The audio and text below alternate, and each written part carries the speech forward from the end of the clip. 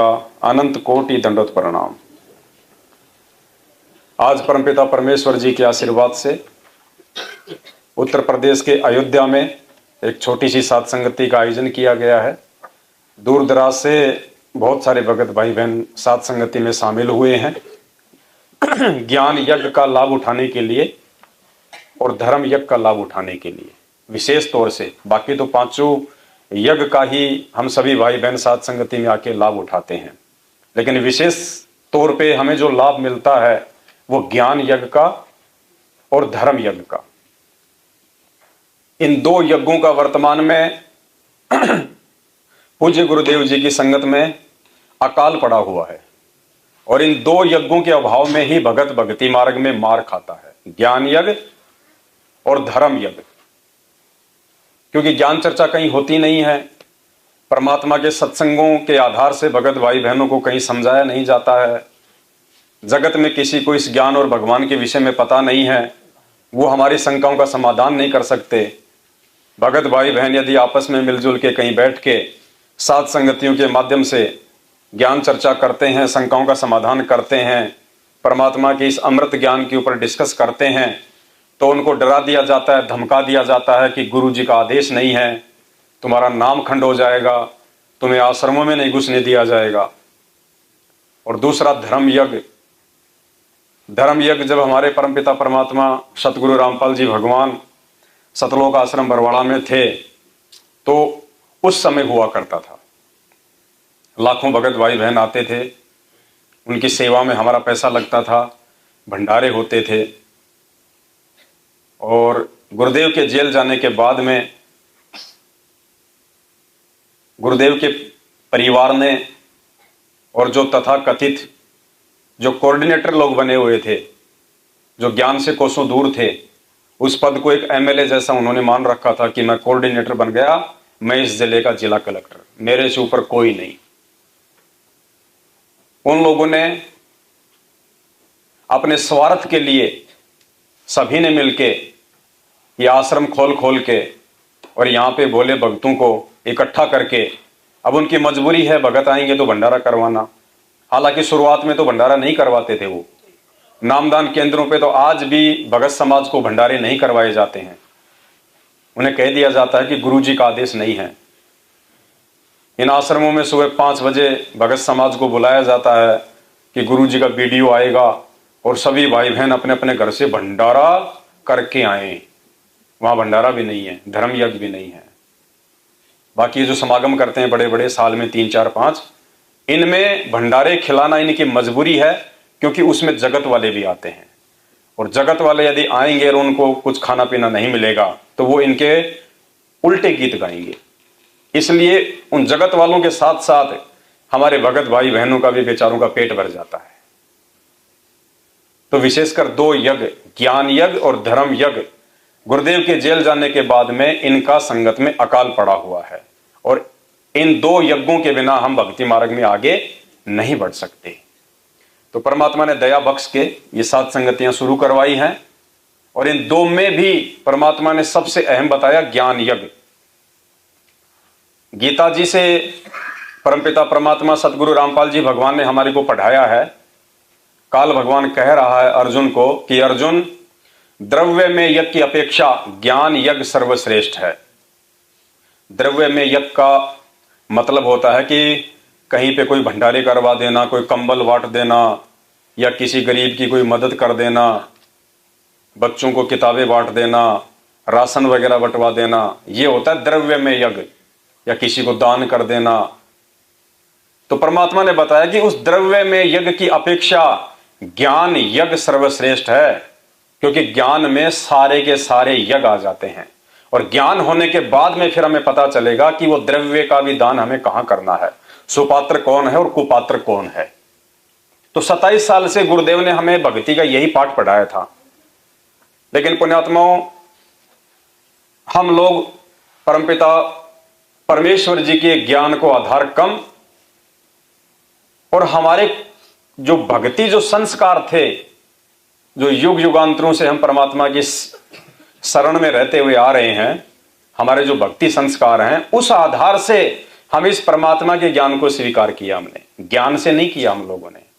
शास्त्र में जो प्रमाण दिखाए गुरुदेव ने, 90% संगत ने उस ज्ञान को आधार बना के, शास्त्रों को आधार बना के सतगुरु रामपाल जी भगवान की शरण ग्रहण नहीं की है। हम में से 90% भगत भाई बहनों ने हमारे पिछले जन्म जन्मांतरों के जो शुभ संस्कार थे, दान के, धर्म के, नाम के, सुमरण के, उस आधार से हम आज इस परमात्मा की बहुत जल्दी हम इसकी शरण में आ गए। हमारी आत्मा ने इस भगवान को स्वीकार कर लिया, इस ज्ञान को स्वीकार कर लिया। ज्ञान को आधार बना के हम नहीं जुड़े, और यही सबसे बड़ा माइनस पॉइंट था कि 2014 का बरवाला कांड हुआ, और बरवाला कांड करवाने वाली जो शक्तियां थी, सतलोक आश्रम मैनेजमेंट हरियाणा, गुरुदेव का परिवार और कुछ मनमुखी लोग जो आश्रम में बड़े बड़े पद प्राप्त करके जो अहंकारी हो गए थे, हमने उन लोगों के कहने पे बरवाला आश्रम में सन 2014 में सारे उल्टे कुकर्म किए। काले कपड़े पहन लिए, हाथों में लठ डंडे पेट्रोल बम पकड़ लिए, पुलिस वालों को मरने मारने को तैयार हो गए। यानी जैसा भी हमारे को गुरुदेव के परिवार के द्वारा आदेश दे दिया जाता था, हमने उसी आदेश को सिरोधार्य मान लिया था कि ये गुरु जी का आदेश है।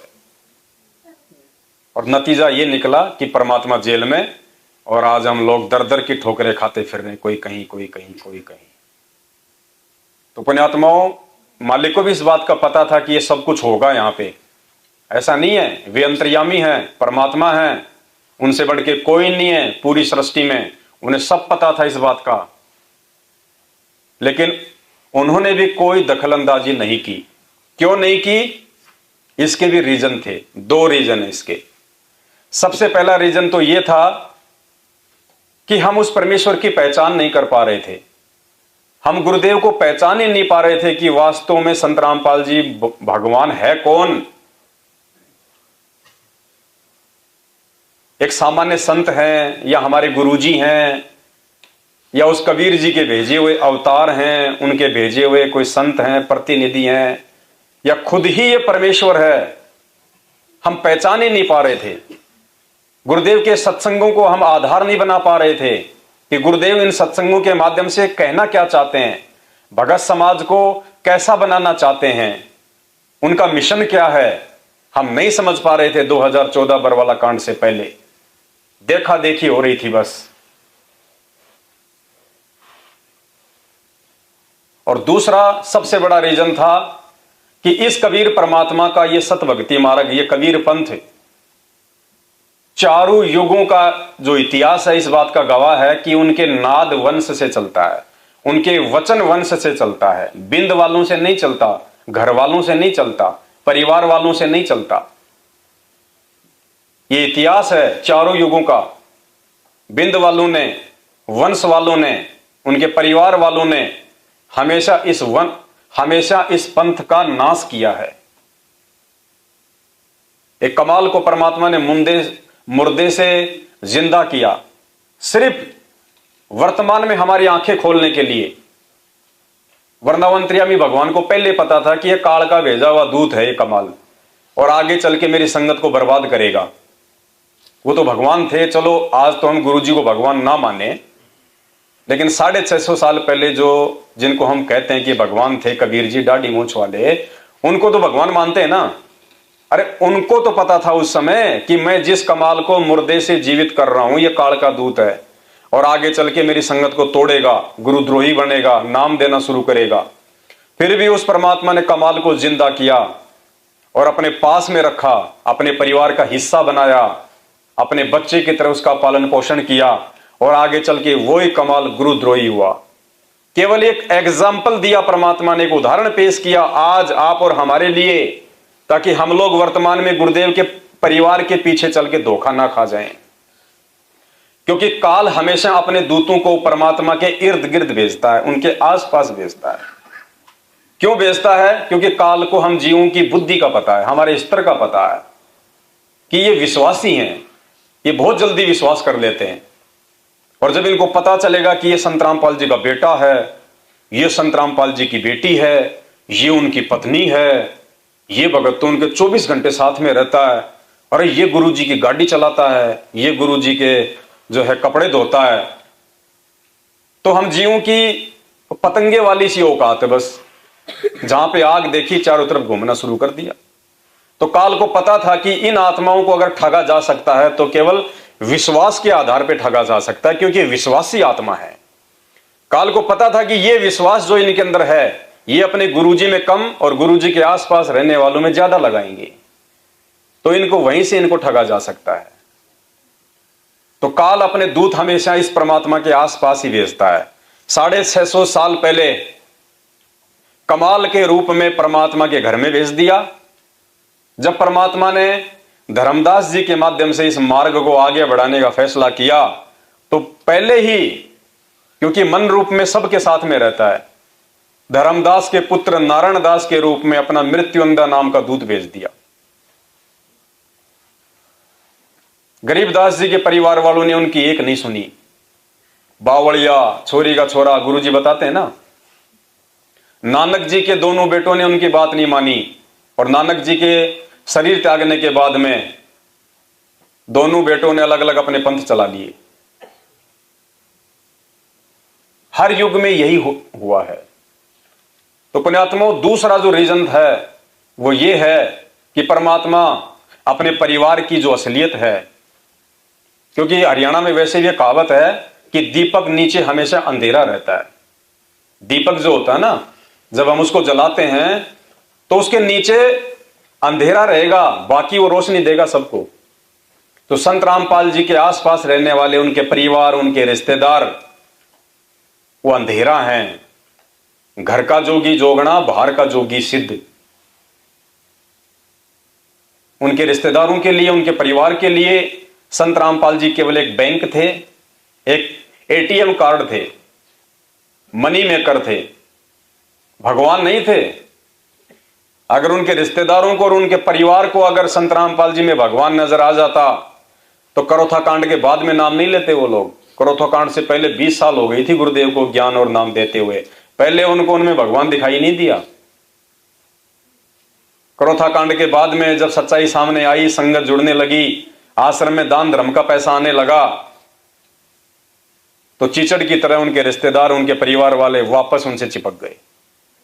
और पहले वही परिवार उनका विरोध किया करता था कि बाबा बन गया, इन बच्चों को क्या जहर खिलाएंगे, कौन कमा के देगा। असलियत परमात्मा बताते नहीं है संगत में। फिर भी परमात्मा ने काफी बार अपने बच्चों के विषय में, तो दास ने भी आपको वीडियो दिखाए, काफी बार सतगुरुदेव जी ने सत्संगों में जिक्र किया है अपने परिवार के विषय में, अपने बच्चों के विषय में, बेटा बेटियों के विषय में, कि वो क्या हैं, उनका व्यवहार क्या है, उनका नेचर क्या है, और आगे चल के वो गुरुदेव के साथ में क्या करते। काफी बार हमें पूज्य गुरुदेव जी ने सत्संगों में बताया है। ये देखिए,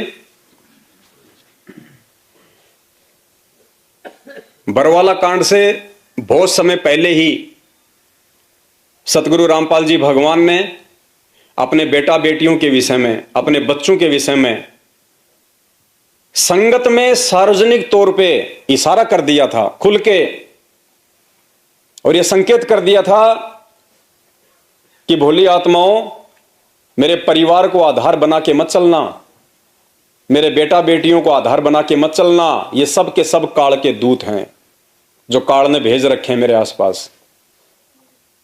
स्पष्ट कहा परमात्मा ने कि इस दास के 4 संतान थी। ये नहीं कहा कि हैं, जिंदा तो आज भी हैं चारों, लेकिन क्या कहा गुरुदेव ने कि इस दास के 4 संतान थी, 2 लड़के 2 लड़की। और ये दास यदि उन्हीं में उलझ पुलझ रह जाता, और मुझे अच्छे से पता है कि क्या उनका व्यवहार है, क्या उनका नेचर है, कैसी वो मेरी देख रेख करते, कैसी वो मेरी खातिरदारी करते, गुरुदेव कह रहे मुझे अच्छे से पता है उनका। यानी परमात्मा ने उनका भविष्य बता दिया इस छोटे से 2 मिनट के सत्संग में, कि मुझे अच्छे से पता है उनके व्यवहार का, उनके स्वभाव का, वो क्या करते, यानी आगे चल के मेरे साथ में क्या करते। तो देख लो आज वो क्या कर रहे हैं उनके साथ में, बरवाला कांड के बाद उनकी बदनामी का कारण बन गए। जगह जगह नामदान केंद्र आश्रम खोल के बैठ गए, धर्म के नाम पे अपना धंधा खोल लिया, भाड़ में जाओ। संगत बेचारी भोली है, श्रद्धालु है, गुरुजी के नाम पे अपना शीश भी कटवाने को तैयार है। भगत के तो भाव ही ऐसे होते हैं, ब्लाइंड फेथ करती है संगत, तो होना भी चाहिए। लेकिन परमात्मा ने बताया कि ब्लाइंड फेथ, ये अंधविश्वास हमने ज्ञान आधार से केवल अपने गुरुदेव के ऊपर करना होता है, गुरुदेव के बेटा बेटी भाई बंधु परिवार कोऑर्डिनेटरों पे नहीं। और इन लोगों ने हमारी इसी अंधश्रद्धा का फायदा उठा लिया। तो जिन बेटा बेटियों के पीछे संगत में से काफी लोग जो लट्टू बन के घूमते हैं अज्ञानता में कि हमारे को तो गुरुजी इन्हीं के सारे पार कर देंगे, भक्ति करने की जरूरत नहीं है, बस इनकी चप्पल चाटो और परमात्मा हमारे को सतलोक भेज देंगे, जैसा ये कहें वैसा को बस वैसा ही करो, हमें परमात्मा सतलोक भेज देंगे। उन नादानों की बहुत बड़ी नादानी है, भूल है उनकी। उन बेटा बेटियों के विषय में क्या कहा परमात्मा ने, दुनिया में ऐसा कोई संत नहीं होगा और दुनिया का ऐसा कोई संत नहीं जिसके बेटा बेटी निकम्मे ना हो, क्योंकि सबसे ज्यादा बिगड़ते हैं उनके बच्चे, क्योंकि उनको हराम का खाने का मिलता है, मुफ्त में उनको इज्जत मिलती है संतों के बच्चों को, इसलिए वो अहंकारी हो जाते हैं। लेकिन फिर भी किसी भी संत ने अपने बेटा बेटी के विषय में कभी भी अपनी संगत को नहीं जगाया, नहीं चेताया कि मेरा बेटा बेटी ऐसे कर रहे हैं, निकम्मे होने के बावजूद भी। लेकिन संत रामपाल जी ने स्पष्ट रूप से अपनी पूरी संगत में, अपने सत्संगों में सार्वजनिक तौर पे कहा है कि इस दास के 4 संतान थी, यानी अब नहीं है। अब अगर उनको कोई मेरा बेटा बेटी मानता है तो वो भगत मां भूल में है, धोखा खाएगा। और मुझे अच्छे से पता उनका स्वभाव का, वो क्या करते। पुण्यात्माओं, समझदार को तो संकेत ही काफी होता है। सुनिए सत्संग।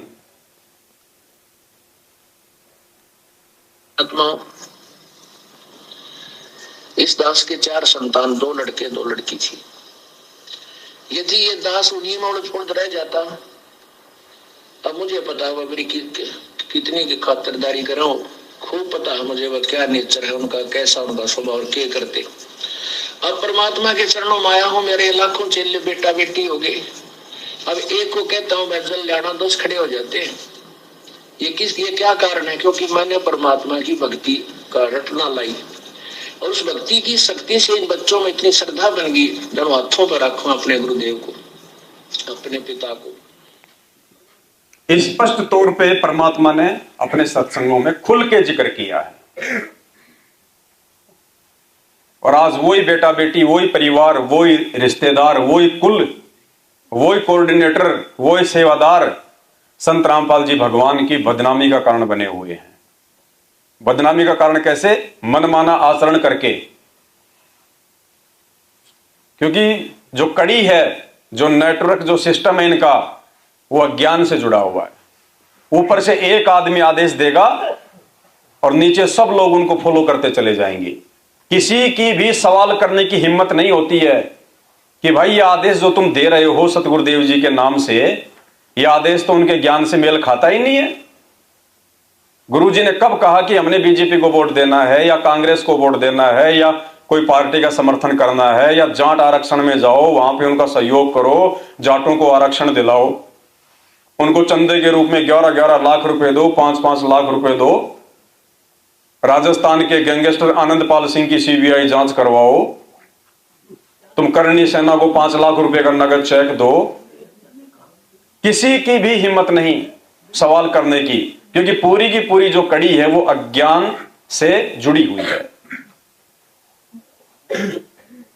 तो आज मेहर की हमारे पे सतगुरुदेव जी ने, मालिक ने देख लिया कि ना तो ये पहले समझ पाए थे, ना ये बरवाला कांड के बाद में समझ पाए, और ये तो भेड़ चाल में चल रहे हैं सारे के सारे। सबने अपनी आंखों पे अज्ञानता का काला चश्मा पहन रखा है, सारे के सारे खाई में गिरेंगे। तब परमात्मा ने हमारे ऊपर एक और मेहर की और ये 7 संगतियां रखवाई परमात्मा ने। ज्ञान आधार से वीडियो बनवाना शुरू किए परमात्मा ने। और जो पुण्य आत्माएं थी, जो अधिकारी आत्मा हैं गुरुदेव के रहते सहते मोक्ष प्राप्त करने की, इस पिछली पीढ़ी में जिनको मोक्ष की भूख है, उन आत्माओं ने जागना शुरू कर दिया परमात्मा का संकेत समझ के। तो आज हम भाई बहन यहां जो इकट्ठे हुए हैं, या आज से पहले जहां जहां भी सात संगतियां हो रही हैं, आज बंगाल में भी सात संगति है, राजस्थान के कोटा में भी सात संगति है, आज और भी 2-3 जगह सात संगति है, और यहां पे अयोध्या में तो हम लोग बैठे हुए हैं। तो पुण्यात्माओं, जगह जगह परमात्मा अपने बच्चों की छटनी कर रहे हैं, उनको जगा रहे हैं। अगर कोई अधिकारी आत्मा होगी, कोई नेक आत्मा होगी, जिसका मकसद केवल संत रामपाल जी भगवान से नाम दीक्षा लेके अपना आत्म कल्याण ही करवाना होगा, वो जाग जाएगी। और मूर्खों पे तो कोई असर नहीं पड़ेगा, वो तो कौवे के बच्चे हैं, जो कोयल के बच्चे हैं, केवल वो ही जागेंगे, वो ही समझेंगे, और वो अपना फैसला कर लेंगे कि इस मार्ग में हम किसी की गुलामी या चापलूसी करने के लिए नहीं आए। ये गुलामी चापलूसी करते हुए हमें 4 युग बीत गए। पहले हमारे दादा परदादाओं ने मुगलों की चापलूसियां की, गुलामी की, अंग्रेजों की, फ्रांसीसियों की, डचों की। फिर हमारे जो धर्मगुरु थे नकली, उनकी की। और आज भी इस मार्ग में आने के बाद पिछली पीढ़ी में जन्म लेके ये तत्व ज्ञान, शिक्षा, शास्त्रों से प्रमाण और भगवान मिल गया, समर्थ परमात्मा मिल गया। अरे उसके बाद भी हम अगर चापलूसी करेंगे, गुलामी करेंगे, आंखों पे अज्ञानता की काली पट्टी बांध के चलेंगे, तो धिक्कार है हमारे भक्ति करने को। हाँ, ये नाम हमारे भगवान का, ज्ञान हमारे भगवान का, शक्ति उनकी काम कर रही, नाम हमने उनसे लिया, मोक्ष हमें वो देंगे। चापलूसी उनके परिवार की क्यों, उनके भाई बंधुओं की क्यों, इन कोऑर्डिनेटरों की क्यों? ये कोई मंत्री है हमारे ऊपर? सीधा सा नाम, सीधा सा ज्ञान, बाकी अपना काम धंधा, मालिक को अपना आधार बनाओ। तो एक विशेष मेहर की परमात्मा ने।